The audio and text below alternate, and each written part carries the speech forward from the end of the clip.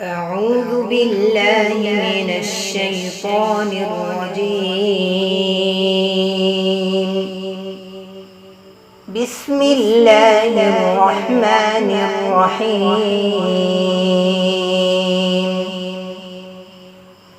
والتين والزيتون وطور سينين وهذا البلد الأمين.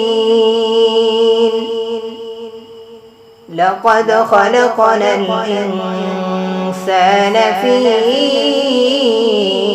أحسن تقويم ثم رددناه أسفل سافلين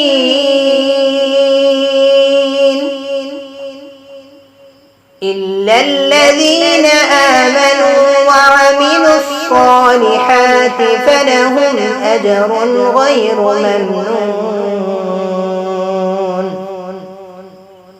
فما يكذبك بعد بالدين؟ أليس الله بأحكم الحاكمين؟ صدق الله العظيم.